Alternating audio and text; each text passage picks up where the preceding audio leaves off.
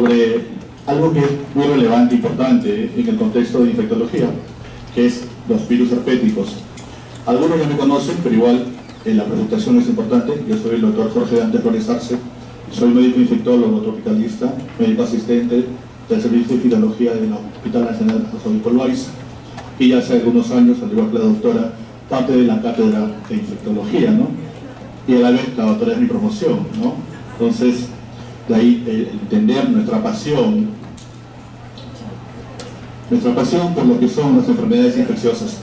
Correcto. Y vamos a empezar estableciendo la importancia de este tema, no solamente en el contexto de lo académico, sino de lo que tú te tienes que llevar para la práctica asistencial. Es cierto que probablemente no vas a ser infectólogo, correcto, o como dirían ahora, VIHólogo, ¿no? Porque tú vas a ver en las prácticas gran parte de lo que estamos haciendo, 80-90%, como te ha comentado la doctora, es VIH. Después de lo que es el VIH y los virus hepatotropos, como comentábamos con un colega, viene la importancia de virus herpéticos. Y de hecho de que tú tienes bastante familiaridad ya desde el concepto de ciencias básicas cuando vemos herpes simple tipo 1, herpes simple tipo 2, o el famoso herpes zóster, que viene a ser la reactivación de la varicela, y vas a tener pacientes en tu práctica asistencial. Ahora, pronto, cuando hagas tu serum también, vas a tener plena seguridad, y si quieres te lo firmo, muchos pacientes con herpes zóster. Y actualmente tenemos que tener claro el concepto clínico y el tratamiento, que vamos a ver es bastante sencillo. Por otro lado, los virus herpéticos han estado mucho tiempo, van a estar y estarán a nivel del concepto de afectación al ser humano. Son cerca de 100 virus, de los cuales los más importantes, vamos a ver, son 8. Los clásicamente mencionados, herpes tipo 1, tipo 2, o el concepto de afectación epitelial de varicela o la reactivación herpes zóster, se amplía cuando hablamos ya de virus herpéticos con una afectación, con la capacidad de generar neoplasias, los oncogénicos, por ejemplo, virus Epstein-Barr, correcto, o en el escenario actual de los pacientes que entran con inmunocompromiso, las reactivaciones por citomegalovirus, que es de entender, hace algunos años, nosotros veíamos en nuestro país, no era tan importante realizar, o no teníamos la logística para realizar trasplantes. Actualmente, incluso en los hospitales públicos, se está haciendo trasplantes de córnea, renales, de órganos sólidos, y vas a ver por ahí en mi grupo, ¿dónde está mi grupo? Mi muchacho. Los oncólogos, en mi grupo yo le digo los oncólogos porque la mayoría de ellos va a ser oncólogos y van a enfrentarse a reactivaciones dadas por este virus a la cabeza citomegalovirus. Y por último, algo importante en el contexto de una enfermedad que es muy frecuente en jóvenes, adolescentes como ustedes, que es producida por Epstein-Barr, la famosa mononucleosis infecciosa o enfermedad del beso, correcto, que es la forma benigna, ¿no? Que se autolimita, pero vamos a entender también que Epstein-Barr puede generar en ciertos pacientes linfomas, correcto, y hace algún tiempo, ya 2 décadas, un poco más en el país, la importancia de SK, sarcoma de Kaposi, generado por virus herpético tipo 8. Entonces, a modo de preámbulo, esperando de que puedan regresar, vamos a dar paso a los conceptos ya mencionados. Esta es parte de lo que tú ya conoces.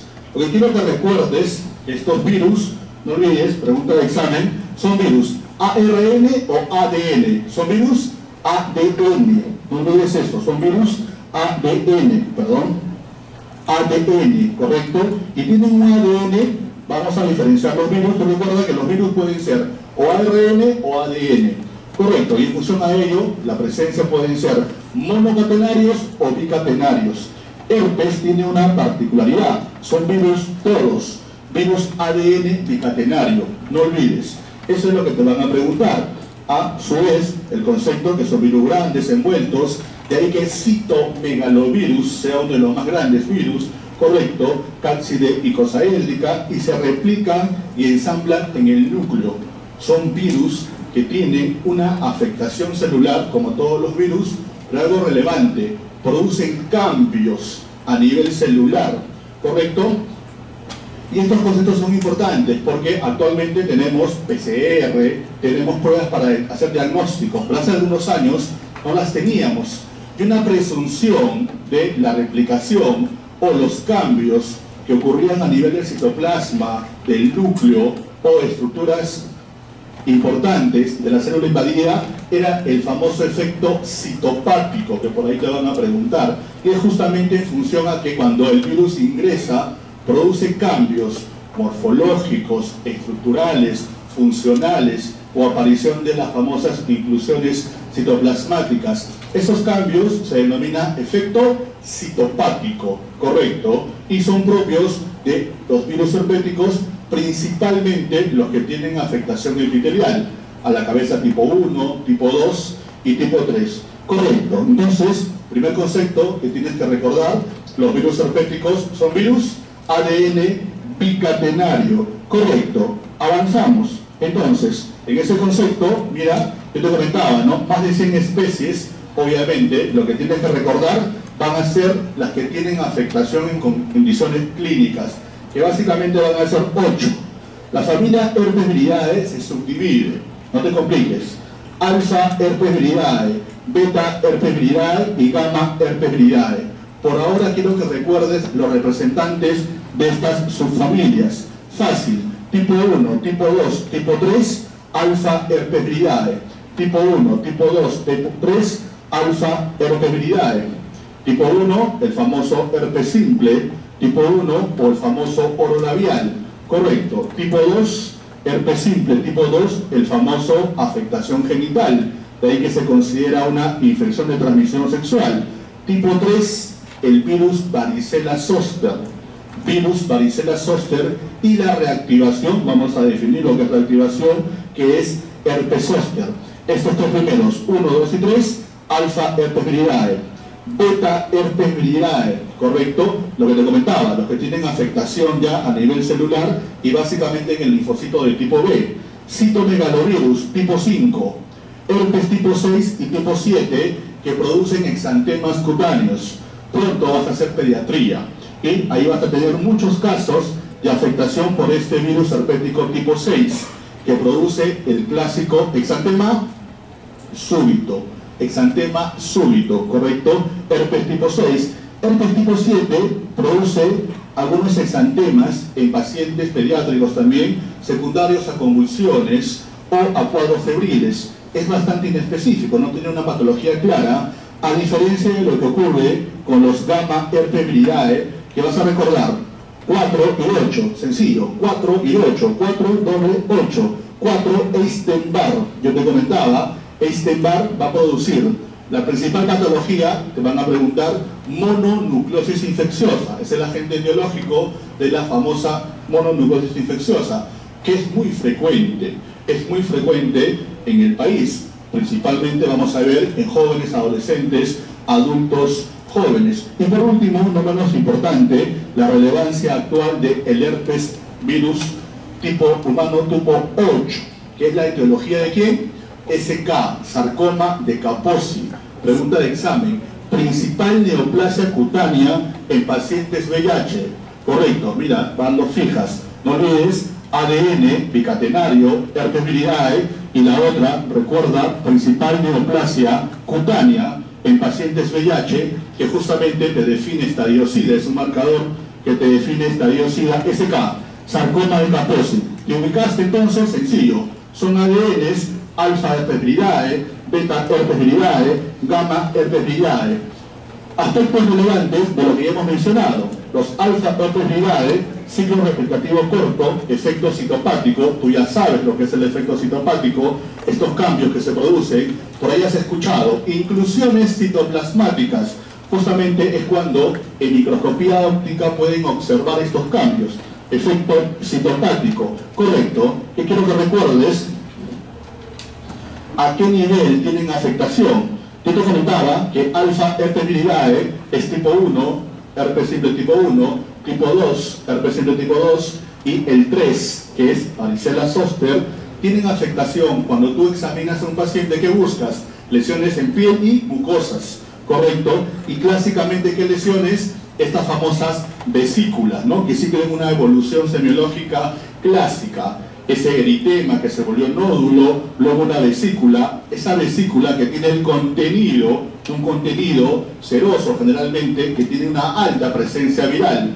Cuando la vesícula se revienta, no vamos a decir que se reventó, ¿no? Eso suena un poco, de repente, incómodo en el argot médico. Se dice que ha coalescido, coalescencia, es lo que genera la vesícula, que ha tenido una coalescencia, genera una úlcera, ¿correcto? Y hay que entender entonces diagnóstico diferencial con otras úlceras propias de virus, bacterias o parásitos que vamos a ver. Por ahora quiero que recuerdes la afectación en piel y mucosas. Correcto. Yo te comentaba que estos virus herpéticos son importantes.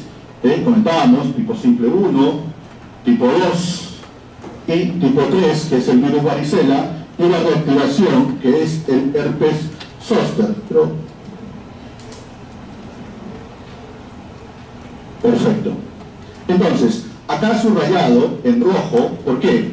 Porque estos virus tienen una característica, y vamos a ver, van a producir una afectación inicial. Esto se denomina primo-infección, que hemos tenido el 80 a 90% de los que estamos en la sala, hemos tenido una primo-infección por virus herpético.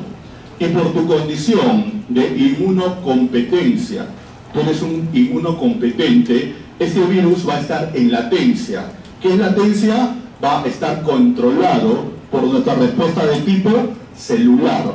Los virus herpéticos, ¿a qué nivel? En ganglios de raíces dorsales. Correcto. Entonces, para nuevamente recordar, estos son tipo 1, tipo 2, y nos falta el tipo 3, que es el virus varicela zoster y la reactivación de herpes zoster.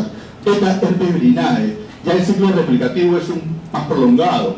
El efecto citopático ya no es tan importante o es lento, ¿correcto?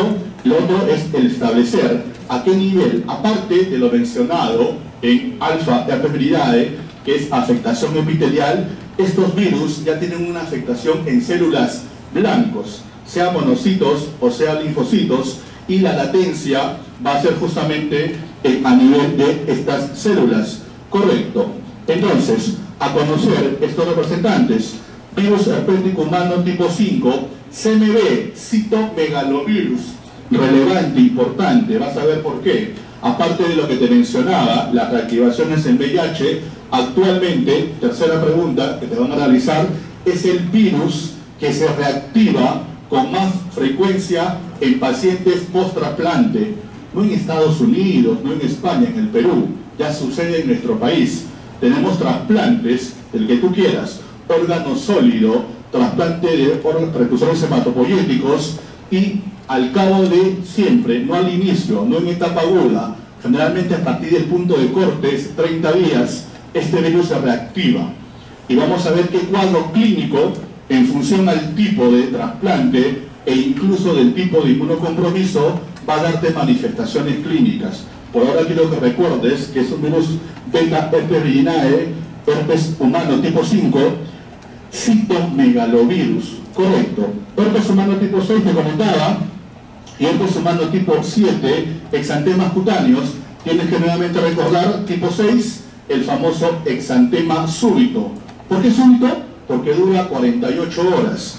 Niños van a tener un cuadro febril, evanece el cuadro febril y luego aparece una manifestación con un exantema que suele durar 48 horas, que puede no estar presente. Exantema súbito, herpes humano tipo 6. Correcto. Por último, no menos importante, gamma herpes virinae no tienen efecto citopático, no tienen esa afectación a nivel celular, correcto, pero producen transformación de linfocitos y por ende tienen latencia a nivel de estas células, de los linfocitos principalmente de tipo B, que tú recuerdas, regulan la respuesta de qué tipo, celular o humoral. Humoral, correcto. Ah, qué interesante. Entonces ya tienes, aparte de blanco celular, tienes un virus que va a alterar la respuesta de tipo humoral. ¿Y por qué es importante la respuesta de tipo humoral?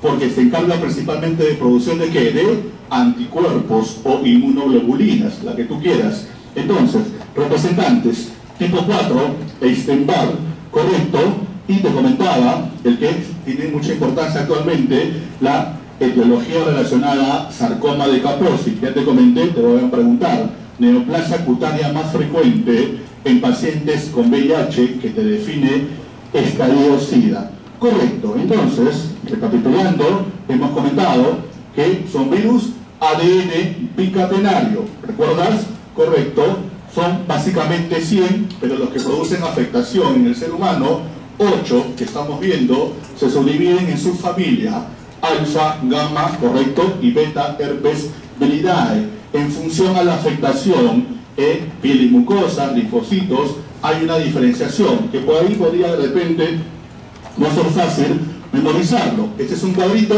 para que repases lo que hemos estado comentando. Todavía no es tan digerible.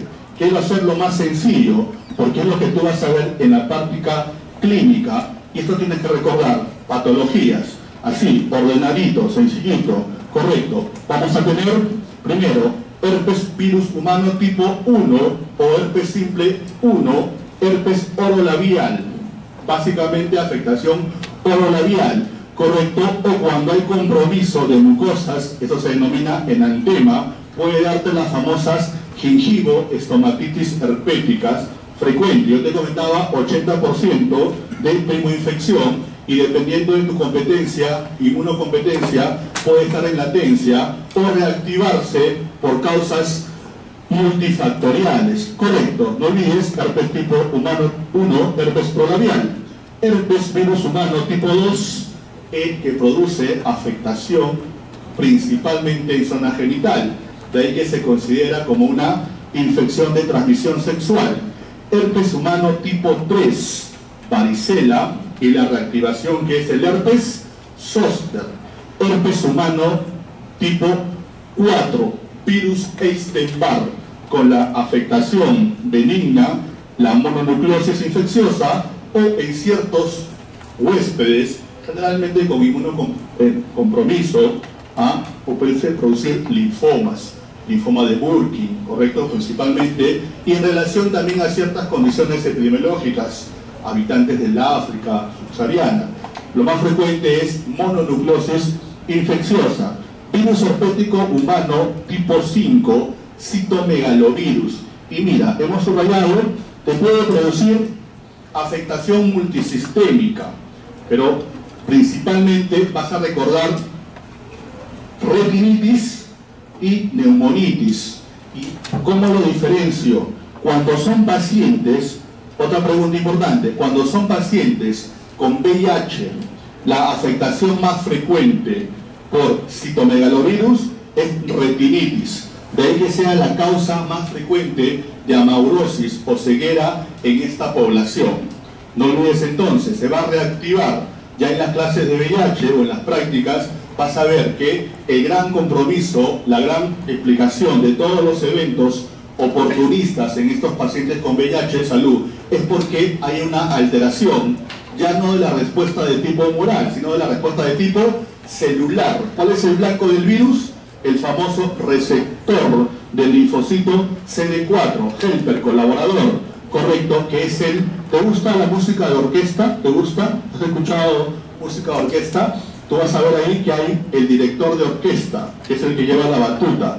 De él depende que funcione todos los instrumentos, correcto, de viento, de cuerda, de percusión. Algo similar, doctores, es el sistema inmunológico con el CD4. El CD4 no tiene una función establecida citotóxica o citolítica. El CD4, de ahí el nombre, helper, colaborador, ayudador, es el que va a activar, tal cual varita mágica, que despierte CD8, que es el citotóxico, que se produzcan más macrófagos para que presenten los antígenos y sean reconocidos por linfocitos del tipo T, que haya más producción de linfocitos del tipo T, que producen interleuquinas.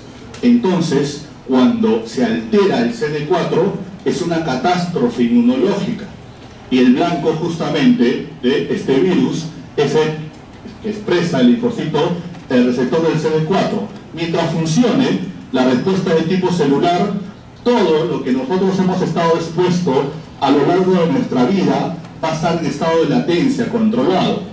Cuando se altera esta respuesta de tipo celular, todo lo que estaba en latencia se va a reactivar. Esa palabrita vas a escucharla a lo largo de toda la rotación. Reactivación. Se vulnera, se altera, se depleta la respuesta de tipo celular. Y en función a la disminución de esta respuesta de tipo celular en cantidad, vas a expresar un CD4 menos de 500, menos de 400, 300. Cuando llegamos a 200, alarma, porque eso te define estadio inmunológico SIDA. Y en función a que siga disminuyendo, tú vas a conocer ciertas infecciones oportunistas que van a ir apareciendo. Por ejemplo, citomegalovirus, en estos pacientes lo vas a encontrar generalmente cuando el CD4 sea menor a 100 o menor a 50. Qué interesante, me da un pronóstico el CD4. Entonces se reactivó y lo que estaba controlado va a comenzar a hacer una manifestación clínica. Entonces, volviendo al concepto, en los pacientes con VIH, la reactivación más importante es retinitis, de ahí que sea la causa más frecuente de amaurosis y ceguera. Y hemos subrayado neumonitis porque es lo que está pasando actualmente en pacientes post-trasplante, del que tú quieras, ¿correcto? La afectación más frecuente es la reactivación por citomegalovirus. El cuadro clínico más frecuente va a ser neumonitis intersticiales, ¿correcto? Que semeja mucho a los cuadros de neumonías atípicas. Es importante entonces en qué pacientes post-trasplante, pero te comenté, no en etapa aguda, lo vas a encontrar o lo vas a esperar en el contexto de 4 semanas en adelante. Correcto, recapitulando entonces, aparte virus herpético humano tipo 5, como enfermedad sistémica puede darte colitis, encefalitis, esofagitis, hepatitis. Lo más frecuente entonces, retinitis en pacientes VIH y neumonitis en pacientes post-trasplante. Correcto, avanzamos. Tipo 6 y tipo 7, yo te comentaba exantemas cutáneos, de la cabeza importante, exantemas por herpes tipo humano tipo 6, el famoso exantema súbito, y por último tipo 7, tipo 8, sarcoma de Kaposi, correcto, neoplasia cutánea más frecuente en pacientes con VIH. Este cuadrito tienes que tenerlo grabado, así en el chip, grabado, porque es lo que te va a ayudar, te relaciona el virus herpético, el número de virus herpético y la afectación clínica más frecuente. Avanzamos. Conceptos importantes de que tú ya conoces de herpes simple, tipo 1 y tipo 2. Comentábamos en relación a, nuevamente, son virus de qué tipo, ADN, y tú sabes algo más, son bicatenarios. Herpes simple 1, labial y orofaringe o gingivoestomatitis, y herpes simple tipo 2, genital. Correcto, pero puede suceder que yo puedo encontrar herpes tipo simple, tipo 2, a nivel orolabial. Claro que sí, va a depender también de la conducta de la opción sexual en función a la afectación. Obviamente en sexo oral puede darse manifestación de una persona que tenga lesiones por herpes simple tipo 2 a nivel genital, puede darse transmisión a nivel orolabial. O también herpes simple tipo 1, puedes encontrarlos en zona genital, también, claro que sí, en función también al tipo de conducta o acto sexual. Esto es lo más frecuente, pero lo otro también es algo que podrías tomar en consideración.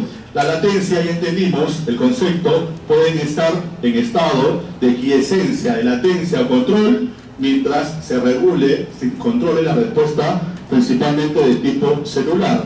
Nosotros somos los huéspedes de distribución mundial, los huéspedes más importantes como único reservorio natural, y vamos a ver que hay ciertos datos epidemiológicos y producción de antígenos que orienta a el contexto clínico. Es bastante similar, estas lesiones vesiculares, pero obviamente en función a características epidemiológicas y producción de antígenos yo puedo hacer una diferenciación entre el tipo 1 o el tipo 2. Correcto.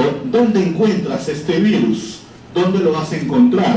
En secreciones, sea orales, genitales o lesiones infectadas. ¿Y dónde está la secreción? Cuando veas la vesícula tiene un contenido.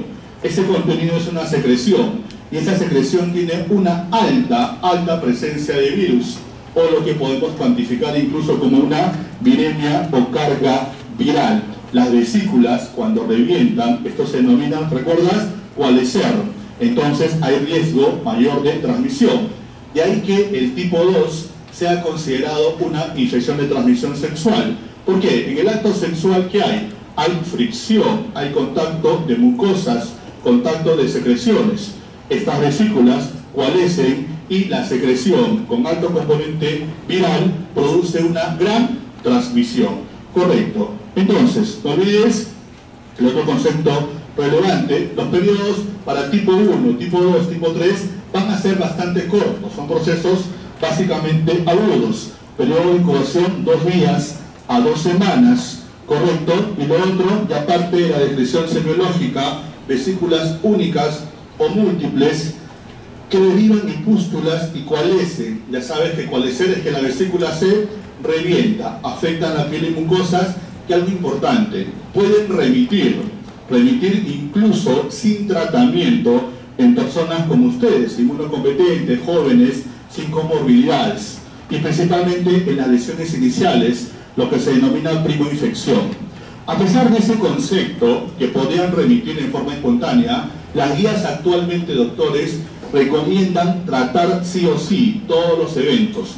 Tratar sí o sí todos los eventos, ¿correcto? Y vamos a ver, ¿por qué? Porque con ello vas a establecer una menor tasa de recurrencias o recidivas. Importante entonces, vesículas únicas o múltiples que derivan en pústulas y coalescen. Correcto, entonces acá hace hincapié nuevamente a dónde vas a encontrar en las secreciones, sea orales y genitales, tanto de la fisiopatogenia de este componente importante. Recuerda la primoinfección, el ingreso de estos virus por epitelio, por mucosas, siguen el trayecto del nervio, lo que se denomina el transporte axonal retrógrado, y a este nivel no son infecciosos, permanecen en estado de latencia, correcto, quiescencia, y por diversas razones multifactoriales, de que van el concepto de estrés, desnutrición, uso de antibióticos, hasta enfermedades con inmunocompromiso, van a producir cuadros ya con un trayecto anterógrado, van a producir cuadros de reactivaciones o recurrencias. Concepto importante que se amplía en este gráfico, el siguiente, donde vemos a detalle lo mencionado. El virus va a entrar a nivel de piel y mucosas, correcto. Nuevamente el concepto de entrada del virus. Luego de la entrada va a buscar ese trayecto axonal para estar en estado de latencia tras la primoinfección. ¿Dónde lo vas a encontrar? En los ganglios dorsales, raíces sensitivas, correcto. Y ahí el concepto en relación a lo que se denomina recidivas, aparición posterior de estas lesiones. Hay que diferenciar, hay recidivas que producen manifestaciones clásicas con estas lesiones, básicamente vesiculares, pero también hay viaje de estos virus que no producen componente clínico importante. Entonces, vamos a ir nuevamente, entrada en latencia y recidiva, o lo que también es importante, recurrencia.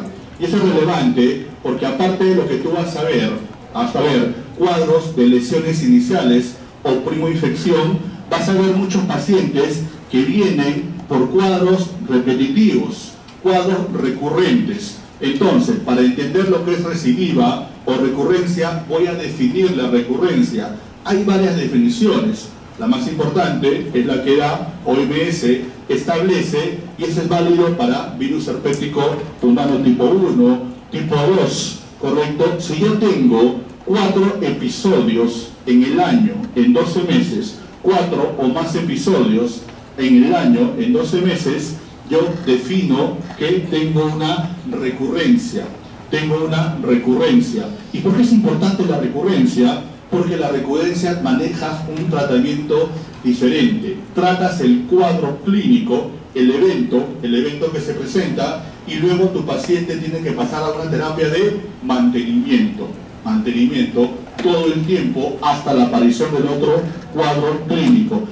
Entonces, recapitulando, no olvidemos, de entrada latencia recidiva, definimos el virus en la entrada, ha penetrado, tiene mucosas, luego permanece a nivel de las zonas sensitivas, raíces dorsales, y luego el concepto de las recidivas o recurrencias, que nuevamente ese viaje axonal, pero para producir principalmente componente clínico relevante, aparición de estas vesículas. En imágenes más ilustrativo que mi palabra, recuerda esta descripción clásica, estas lesiones que han seguido una evolución, ¿correcto? Estas vesículas que pueden formarse incluso pústulas, principalmente con este componente, estas vesículas que van a coalescer. Este componente seroso es el que tiene la más alta presencia del virus, ¿correcto? Recuerda, pregunta de examen también, cuando hay afectación de mucosas, ¿cómo se denomina? Enantema, ¿cierto? Enantema. No olvides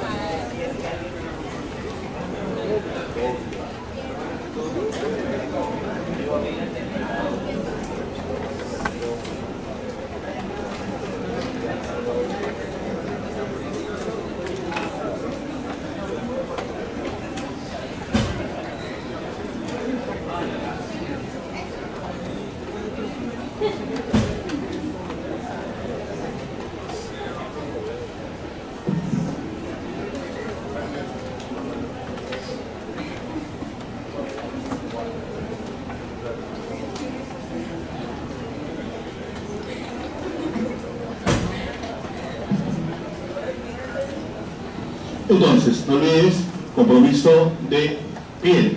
Y cuando esto también se amplía a mucosas, como comentábamos con el doctor, enantemas. Correcto, estos cuadros van precedidos en las primoinfecciones, principalmente de fiebre. La gingivoestomatitis principalmente va precedido de fiebre. Esto ya no ocurre el cuadro febril en las recurrencias o reactivaciones. Importante entonces a mencionar que estas lesiones pueden incluso ser diagnóstico diferencial. ¿Qué te parece esas lesiones? Blanquecinas en lengua, que tranquilamente podría hacernos confundir con procesos como cándidas, con Candida albicans en la cabeza. La importancia es establecer que estas no forman membranas, son lesiones tipo placa o con un componente básicamente inicial de formación de vesículas. Correcto, puede haber entonces compromiso de piel, compromiso de mucosas, a nivel de lengua, a nivel de carrillos. Claro, pero lo otro es establecer, la pregunta es importante, lo otro es establecer el tipo de paciente, ¿no? Generalmente las lesiones de herpes simple tipo 1 pueden dar a cualquier paciente inmunocompetente, es lo más frecuente. Cándida, van a tener su clase sobre infecciones oportunistas, fúngicas. Cándida es un hongo oportunista. Si tú encuentras cándida a nivel oral, tienes que buscar una causa. Cándida está aprovechando una oportunidad, entre ellas corticoides, pacientes con VIH, pacientes con comorbilidades, postquimioterapia, uso de antibióticos de amplio espectro, cobertura amplia en el tiempo. Siempre hay una condición. A diferencia de lo que ocurre con herpes simple tipo 1, que generalmente puede incluso presentarse tranquilamente en pacientes inmunocompetentes. Correcto. Entonces, parte de lo mencionado, que establece ciertas características que no son tan frecuentes para que tengas claro que no solamente las lesiones van a presentarse con el cuadro típico de vesículas. Correcto. Luego que entonces, este es el paciente tipo 1 para diferenciar de la importancia de la afectación. Estos cuadros que pueden adquirir, ya hemos definido lo que es recurrencias o reactivaciones. Y hay una importante que tiene afectación a nivel de lo que son las ramas del trigémino. Afectaciones básicamente en la zona orolabial, con un componente importante. Recuerda que este trayecto señalado en estas flechas es el trayecto que sigue a nivel axonal. Produce una respuesta importante a nivel de la fibra nerviosa. Hay un proceso de desmielinización que produce una neuritis. Aparte del componente semiológico, que todos los conocemos, hemos visto estas lesiones vesiculares principalmente, el paciente ¿de qué se va a quejar? De un dolor tipo quemazón. No es una respuesta inflamatoria, no es por prostaglandinas, esto es por el componente dado que produce una afectación del nervio. En este caso, el ejemplo con el trigémino, pero puede ser cualquier otro nervio. Esa afectación, esa desmielinización, que es reversible, produce este dolor característico que es relevante en estas lesiones. Aparte de las vesículas ya mencionadas, son pacientes que te van a referir, doctor, doctora, me quema, tengo molestia tipo quemazón, dolor urente o tipo quemazón que orienta a reactivaciones secundarias a procesos herpéticos. Correcto.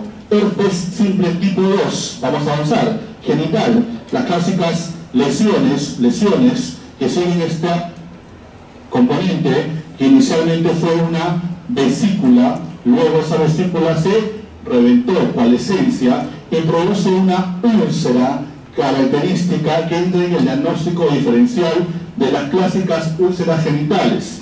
Pero recuerda, vas a establecer, hay muchas formas de poder diferenciar úlceras genitales. Quiero que recuerdes 3 úlceras genitales: la úlcera por herpes simple tipo 2, la úlcera por treponema pallidum, chancro sifilítico, la úlcera por Haemophilus ducreyi, chancroide. ¿Cómo diferencio? Recuerda, para ti, no lo olvides, la que produce treponema pallidum, chancro sifilítico, es una úlcera con bordes regulares, definidos, ¿correcto? Y es indolora, no olvides. La que produce, en este caso, herpes simple tipo 2 y chancroide por Haemophilus ducreyi, produce dolor, ¿correcto? Y lo otro es el aspecto de la úlcera. Estos bordes regulares y con un componente seroso orienta a lesión y múltiples lesiones, orienta a herpes simple tipo 2. Una úlcera con bordes irregulares también, pero con un componente cero purulento o sucio y generalmente lesiones únicas, orienta a chancroide. De ahí la importancia, porque el tratamiento es completamente diferente. Para herpes simple vamos a dar antivirales, a la cabeza ciclovir, para treponema pallidum por sífilis, penicilina benzatínica, y para lesiones por Haemophilus ducreyi, cobertura antibiótica, por ejemplo, el uso de fluorquinolonas. Correcto. Entonces, en función a la característica semiológica, mira qué dato importante, sin necesidad de exámenes auxiliares, que son relevantes, pero la semiología te orienta hacia un diagnóstico, y es algo que tenemos que propiciar, dada la importancia, la característica semiológica. La úlcera, las úlceras por herpes son una evolución de lesiones vesiculares con esta característica: dolor tipo urente, dolor producido por esta neuritis. Avanzamos. Entonces, en función a ello, lo mismo puede suceder en damas. Múltiples lesiones con estas características que han evolucionado de vesículas pústulas a lesiones ulcerativas con dolor urente o tipo quemazón. Aspecto importante de lo que vemos en la práctica asistencial, muy frecuente en conducta sexual de riesgo, sin uso de preservativo o con rotura de preservativo, de la aparición de estas lesiones. Recuerda, son agudas, lesiones que aparecen de 1 semana a 2 semanas posterior al contacto de riesgo. El aspecto mencionado, úlceras, en este caso, en la evolución de vesículos o pústulas con bordes irregulares, generalmente múltiples, correcto, pero que tienen un componente semiológico asociado a dolor tipo urente. ¿Qué le vas a dar a estos pacientes? Correcto, en función, esto también es parte de lo que comentábamos, la recurrencia. Recuerda, una de las formas de definir recurrencia, no olvides, 4 episodios o más en el transcurso del año. 4, aparte de conocer qué condición está estableciendo la recurrencia, que es parte del ejercicio clínico, recuerda que estos pacientes vas a tratar el cuadro clínico y luego pasan una terapia de mantenimiento. Correcto, este cuadrito, no quiero que te compliques, solo quiero que establezcas cómo tratamos actualmente herpes simple genital, correcto, formas primarias, herpes mucocutáneo. La droga de elección es el aciclovir. Hay diferentes esquemas. El que establece la normativa nacional, la recomendación del ministerio es para estas formas. La herpes simple tipo 1 o tipo 2 es el aciclovir, 400 miligramos, 3 veces al día. Algunos pacientes, principalmente los que tienen lesiones por herpes simple tipo 1, podrían dar complicaciones, principalmente las encefalitis. Y obviamente en ese escenario ya el tratamiento es parenteral. Sigue siendo la droga de elección aciclovir. Acá subraya algo importante. Dice, actualmente la guía establece, no solamente la del país, guías mundiales, no se recomienda los preparados tópicos por su escasa efectividad. El aciclovir, el valaciclovir en crema, no se recomienda. Pero doctor, yo actualmente he establecido, tengo pacientes que utilizan aciclovir en crema, en tópico, y les va bien. Correcto. Recuerda que hemos comentado que siempre cuando hay, aparte de la primoinfección en las recurrencias, hay una causa. Por ejemplo, ¿cuándo va a ser tu parcial? ¿Cuándo va a ser tu examen? El 21. El 20, a muchos de ustedes les va a aparecer herpes orolabial, porque hay una condición, hay un estrés. Pasa el examen victorioso de infectología, que al cabo de 2 días el cuadro se va a resolver. Ha mejorado tu inmunocompetencia. Si en esos días no has usado una crema, probablemente tú vas a adjudicar al uso de la crema la mejoría. Correcto. Actualmente no hay evidencia a favor de ello. Es por eso que las recomendaciones, incluso, te comentaba, en primoinfección, es tratamiento por vía oral. Independiente de las complicaciones, principalmente encefalitis, tratamiento endovenoso que sigue siendo el uso de aciclovir. Vamos a avanzar. Entonces, droga de elección, aciclovir. En cuadrito, para que no olvides lo mencionado. La droga de elección sigue siendo el uso de aciclovir, 400 miligramos, 3 veces al día, 5 a 7 días. ¿Puedes prolongar a más días? Sí. En pacientes con inmunocompromiso, paciente se puede prolongar incluso hasta 10 días o 2 semanas en función de la mejoría clínica. Esta indicación básicamente es para pacientes inmunocompetentes. Y no olvides, no se recomienda el tratamiento tópico por su escasa efectividad. ¿Cómo actúa el aciclovir? Lo que te van a preguntar. Es una droga que va a ser fosforilada. Al final, ¿qué bloquea? ¿Qué inhibe? Inhibe la ADN polimerasa herpética. Pregunta de examen, mecanismo de acción del aciclovir. Es un fármaco que no es teratogénico, no es embriotóxico, puedes y debes usarlos en gestantes, alteraciones mínimas, principalmente a nivel gastrointestinal, bien tolerado, eficaz, seguro, como actúa inhibiendo ADN polimerasa herpética. Entonces, no olvides, tratamiento de elección sigue siendo el uso de aciclovir. Avanzamos. Virus herpético humano tipo 3. El virus se denomina virus varicela zoster. La afectación inicial va a ser la varicela, que todos tenemos noción, y lo vas a ver en detalle cuando veamos pediatría. El acontecer inicial de la primoinfección establece estas clásicas manifestaciones de lesiones polimorfas. No olvides, es un virus altamente contagioso, ¿correcto? Ya te comentaba, ¿no? Casi todas las personas se infectan antes de la adultez, en el país, acá dice antes de los 10 años, pero en el país se establece esta afectación principalmente antes de los 2 años. Felizmente ya tenemos vacuna, forma de transmisión principalmente respiratoria, también por contacto, mayor incidencia estacional, que quizás en nuestro país eso no sea tan relevante. Correcto, entonces, periodo de incubation ya algo más prolongado de lo que hemos visto para tipo 1 y tipo 2.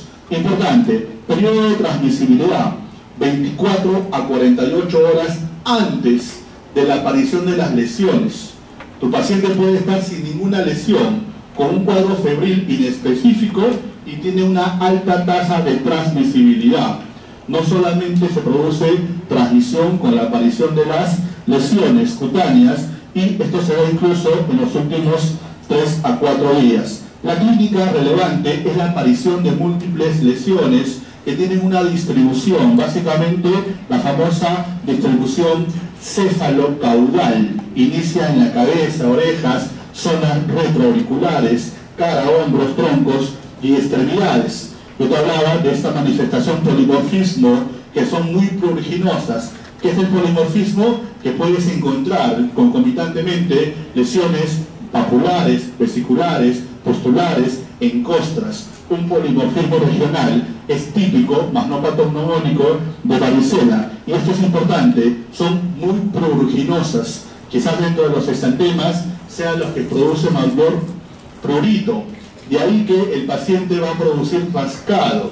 Y de ahí que la afectación, la complicación secundaria más frecuente por varicela sea la infección de piel y tejidos blandos, ¿correcto? Por estafilococo o por estrepto, en relación a esta gran cantidad de liberación de sustancias vasoactivas como histamina, que establecen estos cuadros severos asociados a prurito. Luego es entonces polimorfismo regional. Entonces, es relevante que también hay afectación de mucosas, ya hemos definido, eso como se denomina enantemas. Entonces, lo importante es que también siguen cuadros de aparición de fiebre de los primeros días de la enfermedad, duración 2 a 4 semanas, y esto es lo que vemos en la consulta. Si bien es cierto, hemos comentado que gran parte de nosotros ya hemos tenido una afectación en la etapa de la niñez. Hay un grupo, un porcentaje, que pueden hacer lesiones, pueden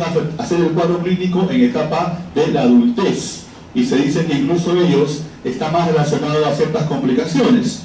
Complicaciones como miocarditis, meningoencefalitis, neumonitis. Correcto, esto es lo que te comentaba, estas características, lesiones en una diferenciación semiológica de afectación, sean vesículas, sean pústulas, que eso se denomina, o lesiones en costras, eso se denomina polimorfismo regional. Lo que comentábamos, para que diferencies de lo que vimos hace un momento en relación a tipo 1 tipo 2, la afectación a nivel de mucosas, el enantema por varicela.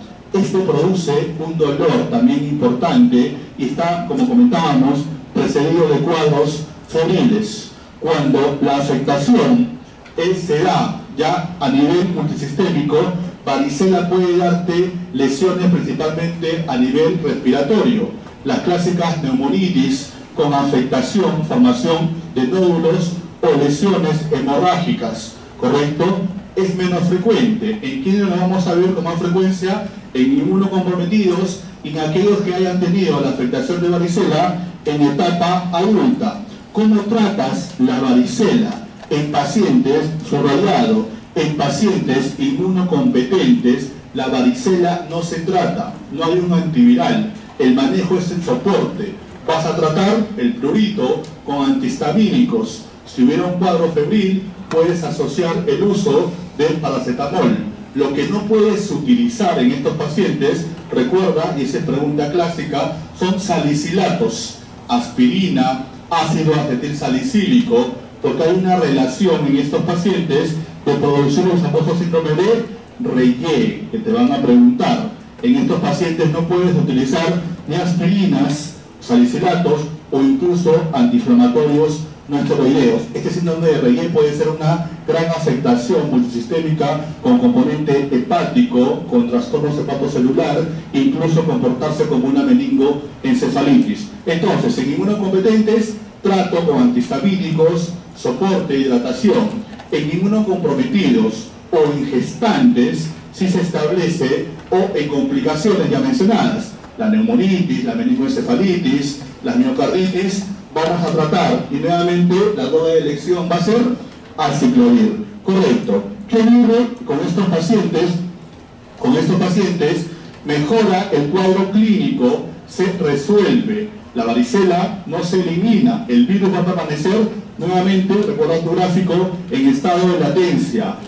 ¿A qué nivel? De las zonas de las raíces sensitivas, cambios dorsales, y puede permanecer de por vida, por diversas razones multifactoriales, que pueden ser desde desnutrición, adultos mayores, enfermedades relacionadas al tejido conectivo, pacientes con inmunocompromiso de respuesta de tipo celular, humoral, o pacientes en nuestro medio, en senectud, te comentaba, o gestantes, puede reactivarse. Ya hemos definido lo que es la reactivación. Y la reactivación, doctores, se denomina herpes zóster, afectación mayormente unilateral a nivel torácico, más del 50%, cervical, trigémino y región plumbo-sacra. Esta afectación o reactivación sigue ese trayecto del nervio afectado. La afectación del nervio afectado con compromiso cutáneo en las zonas denominadas dermatomas, principalmente torácico, y nuevamente la presencia de este dolor urente o tipo quemazón. Correcto, reactivación de varicela por causas multifactoriales. Salud. Cuando tengas un paciente en tu práctica asistencial, en cualquier escenario, que te llegue con herpes zóster, estas lesiones en vesículas que siguen, vamos a ver imágenes, el componente del dermatoma, tienes que buscar una causa. Se está reactivando por una condición, es una oportunidad encontrar la causa. Es cierto, puede haber causas, sencillamente el ser adulto mayor, pero tienes que establecer, pedir serología para las clásicas infecciones, VIH, hepatitis, sífilis, HTLV, establecer algún tipo de inmunocompromiso. Correcto, es importante buscar la causa que está produciendo la reactivación. Por otro, este paciente va a venir a tu consulta, eso preguntaron en el residentado, ¿no? ¿Cuál era la manifestación clínica más importante en herpes zóster? El dolor. El paciente, las lesiones dérmicas, mientras no le causen dolor, puede permanecer en su domicilio. Va a la emergencia incluso por el dolor. En el umbral del dolor, en esa escala analógica de 1 al 10, el dolor por herpes zóster puede llegar a 9. Se compara con el dolor que se produce en el mecanismo del parto. Es un dolor lancinante que se exacerba incluso con la ropa, con los cambios posicionales. Algo importante, es muy frecuente esto, ahora que vas a hacer tu práctica en provincia, de repente vas a trabajar. Estos pacientes no te van a decir, tengo herpes zóster, ¿no? Ellos lo conocen por ciertos nombres. En nuestro medio le llaman, en la zona de la selva, riwi. Riwi. Cuando escuchas que un paciente tiene riwi, se refiere a herpes zóster. Y en zonas del norte o Centroamérica, principalmente le denominan culebrilla. Se están refiriendo a herpes zóster. Estas manifestaciones, que comentaba, siguen un recorrido generalmente unilateral, estas vesículas que tienen el componente característico de salud del dolor tipo urente. Entonces, oportunidad para encontrar la causa que lo está reactivando, pero es oportuno dar tratamiento. ¿Bien? Y este es post-tratamiento, igual tú puedes establecer que la droga de elección es el uso de aciclovir. Aciclovir también va a ser la droga eficaz, segura en estos pacientes. Lo que va a variar, doctores, es la dosis, como vamos a ver. Por último, algo importante en estos pacientes es cuando la afectación o la reactivación se da principalmente en la zona facial, comprometiendo el nervio facial. Cuando hay compromiso facial, con afectación de estas lesiones dérmicas y con parálisis facial, que incluso pueden llegar a la hipoacusia de la parte afectada, se denomina síndrome de Robinson-Hunt, y es la reactivación del virus varicela, herpes zóster, en afectación del nervio facial. No olvides, síndrome de Robinson-Hunt. Entonces te preguntaba, el tratamiento es aciclovir. Qué interesante, lo que varía, y es importante, porque a veces cometemos el error de dar dosis subóptimas. Yo hemos comentado que herpes simple tipo 1 o tipo 2, ¿qué le vas a dar? Aciclovir de 400. ¿Cuánto? Cada 8 horas. ¿Correcto? En promedio 7 días, o puedes prolongar hasta 10 o 2 semanas, principalmente en pacientes inmunocomprometidos. En herpes zóster, en la reactivación de varicela, también le vas a dar aciclovir. Pero ahí viene el tema de, a veces, la dosis subóptima. Mira, la dosis para tratamiento es aciclovir 800 miligramos. 800 miligramos 5 veces al día, 7 días, o en pacientes inmunocomprometidos hasta 10 días. Entonces, no dejes de dar dosis adecuadas. Muchos de estos pacientes tienen dosis subóptimas. ¿Por qué es importante optimizar dosis? Porque en función de la dosis óptima, tú vas a tener disminución de lesiones y principalmente recurrencias o el componente importante asociado a la secuela, que es la neuralgia postherpética, pacientes que quedan con un dolor, que tiene incluso afectación funcional. Aciclovir 800 miligramos. ¿Cuál es el problema que tenemos? La presentación del ministerio, ¿de cuánto es? De 200 miligramos. Te vas a dar 4 tabletas, 5 veces al día, 20 tabletas. Esa parte operativa nos falta mejorar. En la práctica comercial ya hay de 400, pero todavía el ministerio tiene la de 200 miligramos y por ahí resulta lo inconveniente darle tantas tabletas a tu paciente. Pero no olvides, para efectos académicos, pregunta de examen, tratamiento de herpes zóster es aciclovir 800 miligramos 5 veces al día, 7 a 10 días. Avanzamos.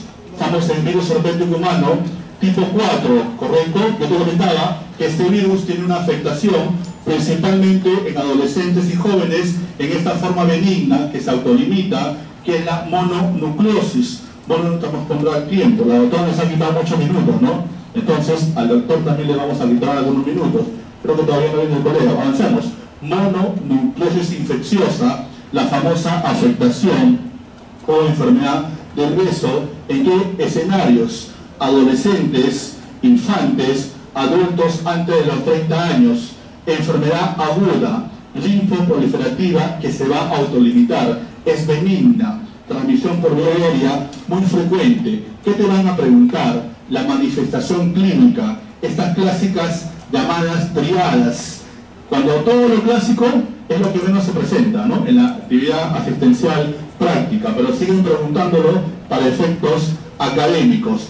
Para mononucleosis, triada clínica clásica, vas a tener presencia de, primero, fiebre. Tu paciente va a venir con cuadros agudos de componente de fiebre, febriles, adolescentes jóvenes con fiebre. Luego van a tener presencia de afectación faringitis, dolor faríngeo intenso. Y por último, afectación a nivel linfático, adenopatías, inicialmente a nivel cervical y luego pueden diseminarse a nivel inguinal, epitelial, incluso mesentérico, pero inicialmente a nivel cervical. Esta triada es la que tienes que encontrar y te van a preguntar, relacionada a mononucleosis, fiebre, faringitis, adenopatías en pacientes jóvenes en periodos agudos. Hemos comentado que son periodos bastante agudos, pero esto sigue un curso, un periodo inicial con esta afectación y luego la posibilidad o no de complicaciones. Periodo de incubación 5 días a 3 o 4 semanas.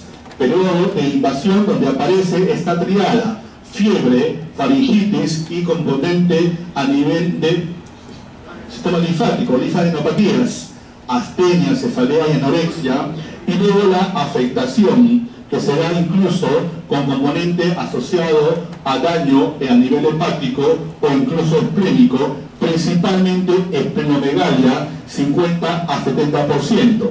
Entonces, la evolución, parecería que tu paciente se complica, persiste la fiebre, astenia, hiporexia, faringoamigdalitis, adenopatías 60-90%, lo inicialmente ser cervicales pasan a ser axilares, inguinales y dolorosas, incluso a nivel mesentérico y de mediastino. Puede haber manifestaciones a nivel hematológico, anemia, leucopenia, trombocitopenia, correcto. Alguno de los pacientes va a tener estas complicaciones. Lo inicial va a ser lo importante: fiebre, faringitis y linfadenopatías. Este escenario me permite analizar un problema que tenemos en función a esta aparición. Cuando tú tienes un paciente joven, un adolescente, 16 años a 20 años, que viene por un cuadro de fiebre y faringitis y no acude a la práctica asistencial, va a una farmacia, ¿sí? Eso es lo que usualmente sucede. Adolescentes jóvenes, incluso adultos jóvenes, fiebre y faringitis, van a una farmacia. ¿Y qué le da el farmacéutico? Lo primero que le va a dar es su dexametasona, ¿estamos de acuerdo? Y lo segundo, le va a iniciar antibióticos. Y es más, es un mejor farmacéutico si le da el antibiótico por vía parenteral. Le da su penicilina de 2.400.000 y le da su ampicilina o megacilina. Correcto, bingo. La dexametasona va a hacer una mejoría porque recuerda que regula la respuesta inflamatoria. Pero ¿qué sucede? Ese paciente, esto es frecuente, ese paciente luego de recibir el antibiótico, sea la penicilina o la ampicilina, presenta un rash, presenta una manifestación tipo exantema, ¿correcto? Lo catalogan como alérgico a la penicilina y sucede con frecuencia. Todos esos catalogados o con rótulo de alérgicos a la penicilina probablemente no fueron, sino que fueron erróneamente catalogados por procesos bacterianos que fueron procesos virales. Hay una relación básicamente idiosincrática que cuando tú en estos pacientes utilizas las aminopenicilinas como amoxicilina o ampicilina, generas un rash, pero no es por alergia a la penicilina o aminopenicilinas, es una reacción idiosincrática en relación a la presencia de estos virus. Entonces no debes usar antibióticos. El manejo, vamos a ver, que básicamente es soporte. Podemos usar de repente solamente el contexto de los cuadros febriles, el uso del paracetamol, ni el contexto de AINES, ni el contexto de cobertura antibiótica. Entonces, no olvides, quiero que recuerdes esta triada: fiebre, faringitis y adenopatías. Complicaciones pueden darse, menos frecuente, ¿a qué nivel? Pueden darse neumonías, componente neurológico, son raros, pero podrían estar presentes. Correcto. Lo otro es, si bien es cierto, doctores, el diagnóstico es clínico, el diagnóstico y ustedes, y parte de lo que nos caracteriza como médicos en el país, que somos eminentemente clínicos. Los exámenes auxiliares simplemente van a confirmar tu sospecha clínica, no al revés. Nos estamos acostumbrando a pedir en demasía exámenes auxiliares. Entonces, es cierto que es importante los exámenes auxiliares, pero no olvides esta manifestación clínica o esta triada en este escenario: grupos jóvenes, adolescentes, correcto, que son procesos que se van a autolimitar. Lo que te pueden preguntar es qué marcadores serológicos actualmente se recomiendan en relación a la sensibilidad, y son los llamados anticuerpos contra la cápside o contra el núcleo con una sensibilidad y especificidad del 100%. Se dosan con facilidad en etapa aguda e incluso como marcadores en etapa crónica de una respuesta controlada a esta infección. Anticuerpos contra la cápside o contra el núcleo. Correcto. Pero siguen preguntando lo clásico, estos llamados, por ahí vas a escuchar, linfocitosis atípica o linfocitos atípicos. ¿Qué es eso? Sencillamente que el que ha observado encuentra linfocitos de un tamaño diferente al normal. Esto se denomina linfocitos atípicos y lo puedes encontrar en una serie de procesos virales como mononucleosis, toxoplasmosis, citomegalovirus o incluso en la infección aguda por VIH. Lo otro que tienes que recordar, porque es importante, lo que se denomina anticuerpos heterófilos. Recuerda que el huésped, cualquiera de nosotros, cuando tiene una infección cuando reconoce un antígeno, ¿qué produce? Produce anticuerpos. Se activa la respuesta de tipo humoral. Estos anticuerpos de tipo IgM, en esta etapa, en la infección de la mononucleosis, tienen una característica. Van a lisar, van a aglutinar los hematíes de corderos, de carnero. Esta prueba clásica fue descrita hace muchos años por Paul Bunel, y es la famosa reacción de Paul o Paul Bunel, que te detecta presencia de anticuerpos heterófilos. Cuando yo realizo la prueba de Paul Bunel y la cuantifico, puedo tener títulos. Cuando solo realizo la prueba cualitativa, se denomina monospot o monotest. Son pruebas que te detectan la presencia de estos anticuerpos heterófilos, que son básicamente inmunoglobulinas de tipo M, que te van a aglutinar estos hematíes de carneros o corderos. Una reacción que no es tan sensible ni específica, pero que todavía suele ser preguntada. Yo te comentaba que actualmente preferimos el uso en el diagnóstico de estos marcadores con una alta sensibilidad y especificidad. Esto es parte de lo que te dejo para que mires la sensibilidad toda hasta el 100% de estos principalmente anticuerpos contra la cápside viral. Entonces, ¿cómo tratas a estos pacientes? Le vas a dar soporte, salvo en las complicaciones que son infrecuentes. El manejo es soporte, hidratación, reposo. Al igual que lo que vimos para varicela, no se utiliza salicilatos ni aspirina y tampoco se utiliza antibióticos, principalmente las aminopenicilinas, por el contexto de esos exantemas que podrían ser catalogados erróneamente como reacción adversa medicamentosa a penicilinas. Correcto. Yo te comentaba que Epstein-Barr puede darte estos cuadros que se autolimitan, benignos en jóvenes, pero también puede darte manifestaciones severas a nivel del concepto de neoplasias, principalmente el linfoma. ¿Correcto? De ahí que tienes que recordar el linfoma de Burkitt, relacionado, si bien es cierto, a condiciones epidemiológicas importantes, también asociado actualmente a la aparición de VIH. Menos frecuente, pero también Epstein-Barr podría darte estas manifestaciones relacionadas a neoplasias, principalmente el linfoma. Y lo otro es lo que en algún momento preguntaron también, la relación que existe con la aparición de esta lesión. ¿Qué te recuerda estas lesiones? Lesiones en el borde de la lengua que adquieren un aspecto, cambio de la coloración, lo que se cataloga inicialmente como las lesiones previas a procesos tumorales o neoplásicos, es la famosa leucoplasia vellosa, que está relacionado a Epstein-Barr, pero principalmente, doctores, en pacientes con VIH. Hay una relación directa entre la aparición de leucoplasia vellosa por Epstein-Barr y aparición o presencia de VIH.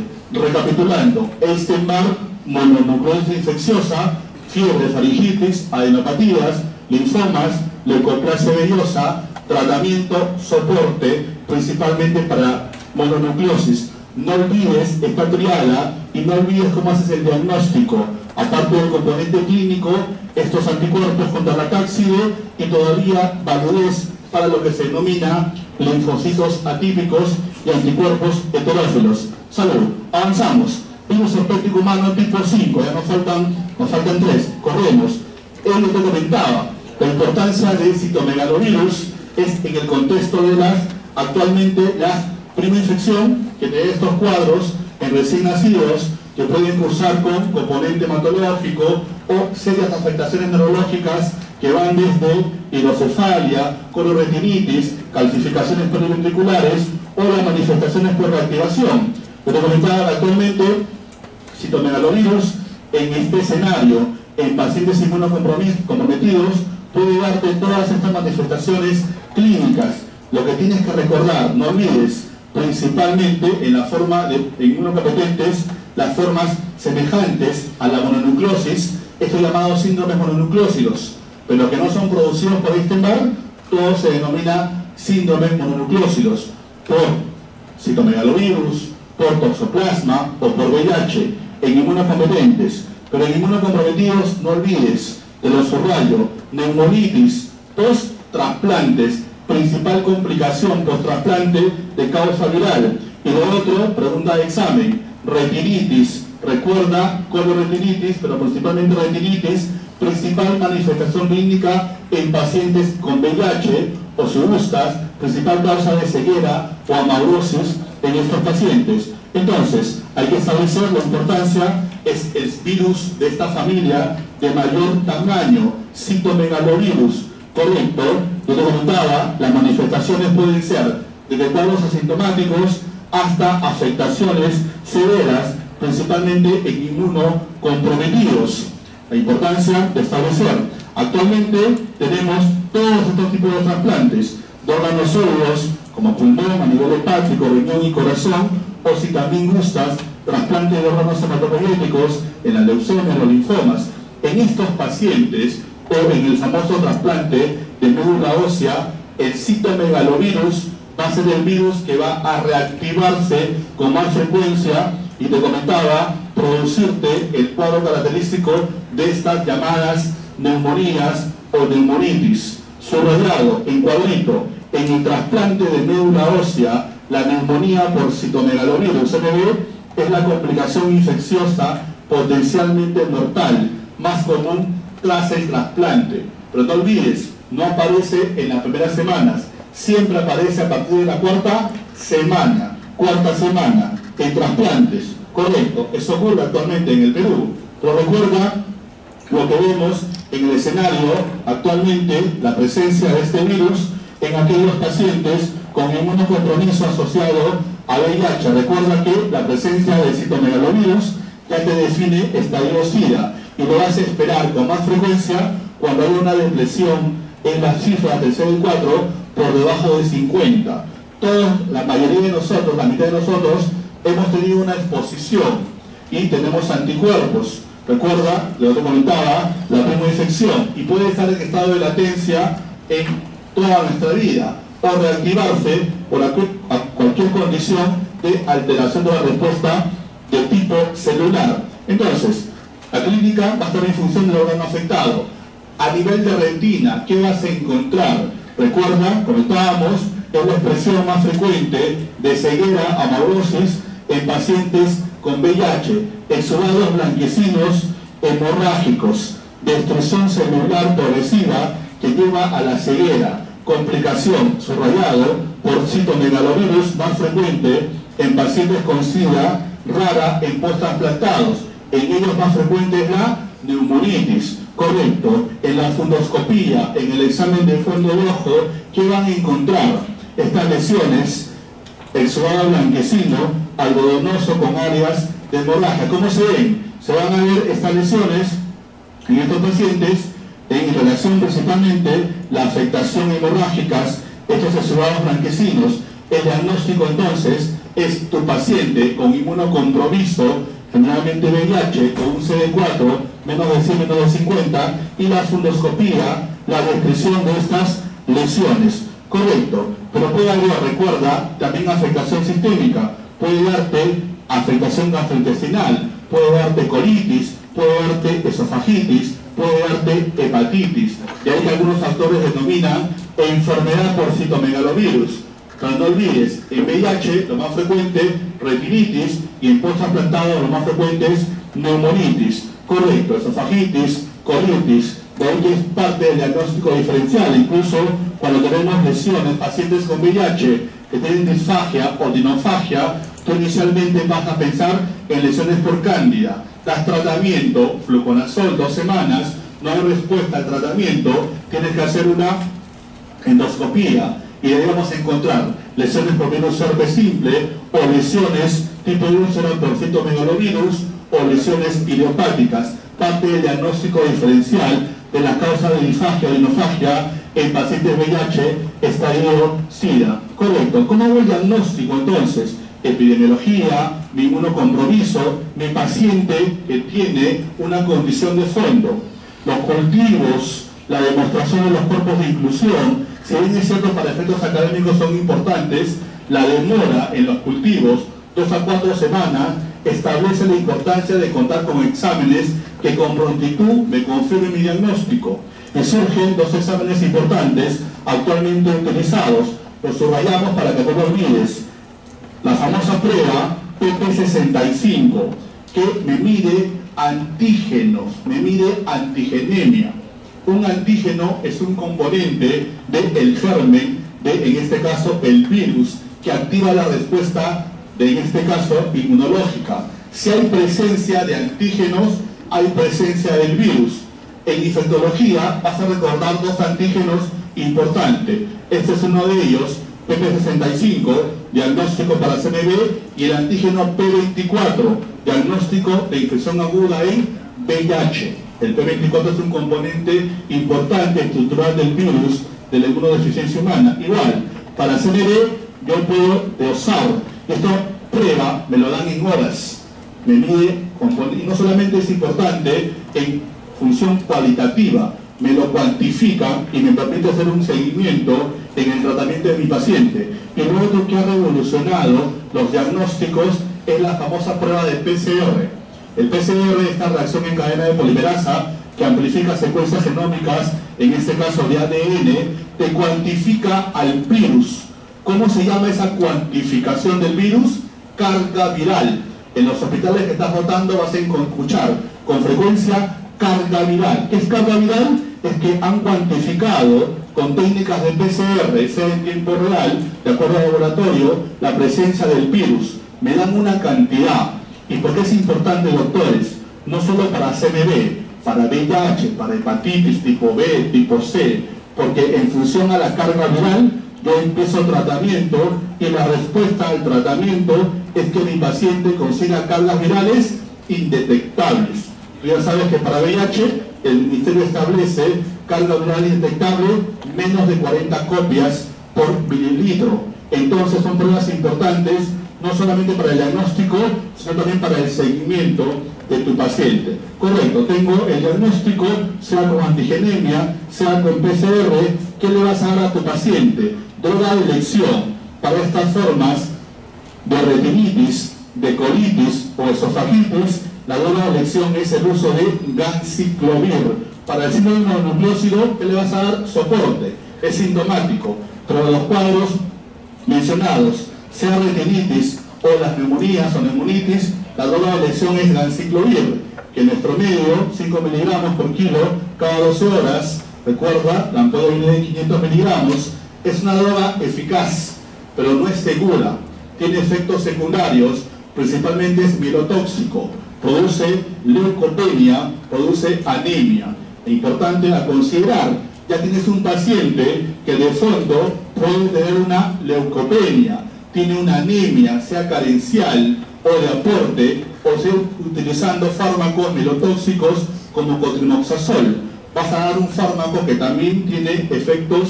secundarios asociados a mielotoxicidad, pero es eficaz, correcto, es la droga de elección. Segunda elección, menos frecuentemente utilizado, el uso de Foscarnet o Cidofovir. Entonces, recapitulando, no olvides, CMV, reactivación en VIH, estadio SIDA, retinitis, causa principal de ceguera en pacientes en este estadio.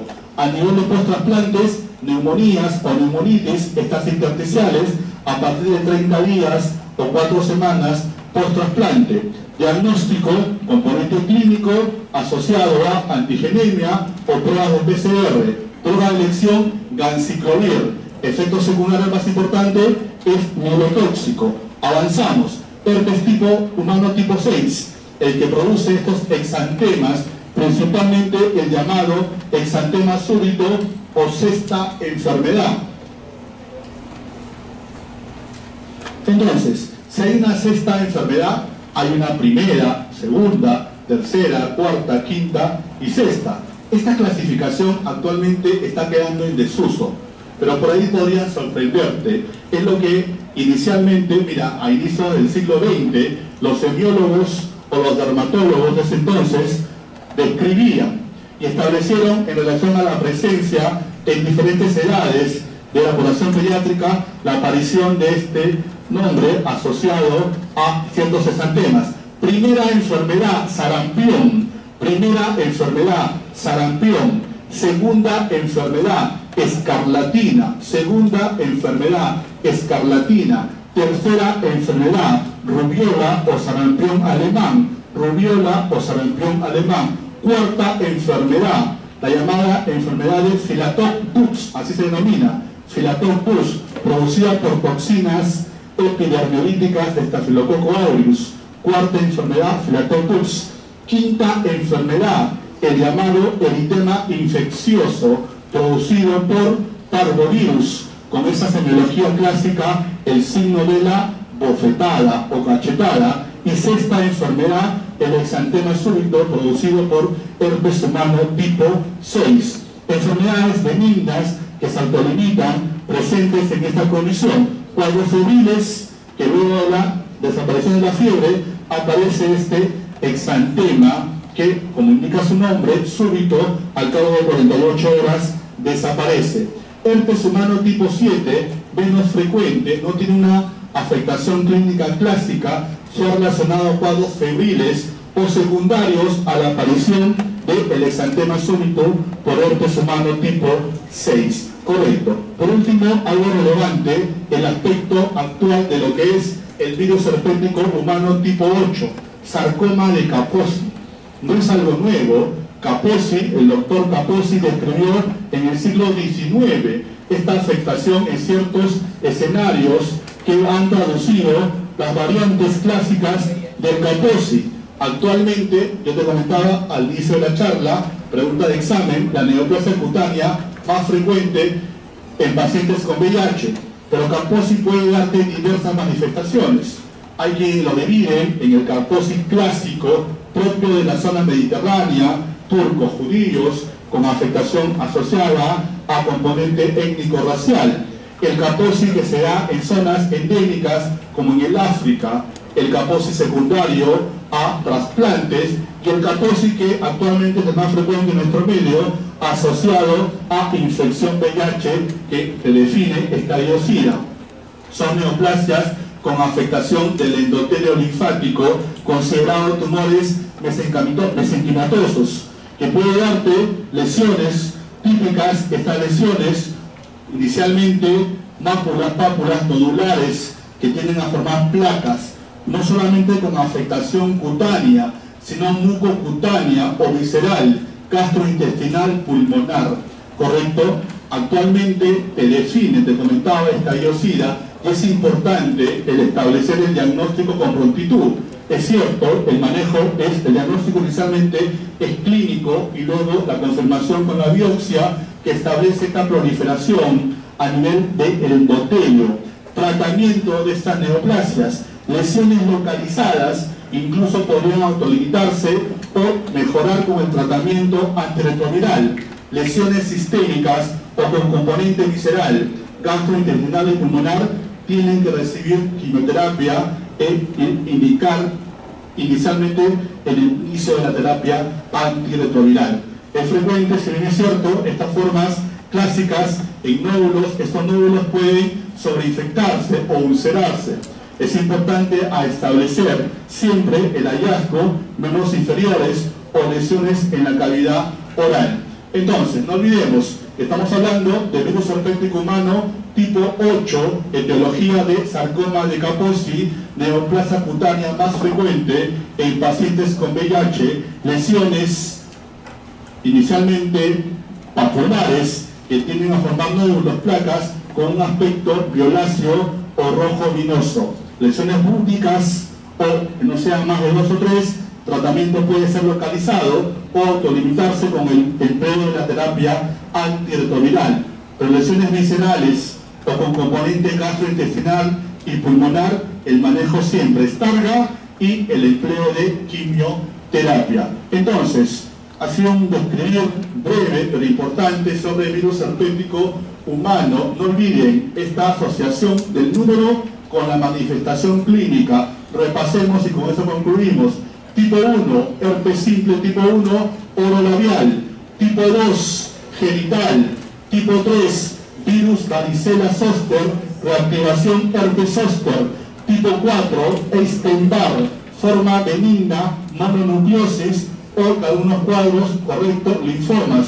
Tipo 5, citomegalovirus, el más grande de los herpéticos, afectación retinitis en pacientes con VIH, causa más importante de ceguera o neurosis, o neumonitis, compromiso intersticial post-trasplantes. Exantema 6, el concepto asociado a este exantema súbito. 7, también exantemas, sin una diferenciación importante clínica. Y por último, tipo 8 asociado a sarcoma de Kaposi. Tipo 1, tipo 2, tipo 3, tratamiento aciclovir, lo que varía en la dosis. No olvides dar dosis óptimas para este herpes zóster aciclo, 800 miligramos, 5 veces por día. Y por último, mecanismo de acción de aciclo, inhibición de ADN herpética polimerasa. Parte de lo que hemos descrito en la ponencia lo vas a encontrar con detalle en estos textos. Es importante ampliar concepto o lo vamos a ver en la práctica asistencial. Siempre hay pacientes con infecciones herpéticas. Muchas gracias, doctores, por su presencia. ¿Hay una pregunta?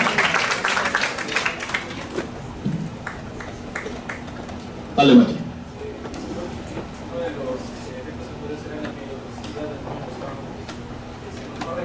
Anciclovir. Inicialmente los basales de tu paciente. Parte del concepto que tu paciente va a tener ya una condición asociada a una leucopenia, una anemia. La idea es el monitoreo, ¿no? Hay quienes recomiendan establecer ese monitoreo en función a la severidad, el suspender el fármaco, ¿no?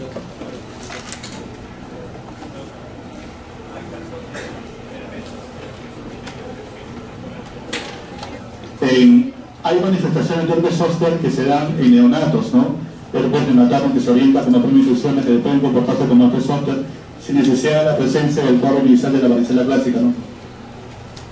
Doctor, la dosis para varicela en inmunocomplementido, la dosis de ciclovir también va a ser de 800, igual que en el herpes zóster.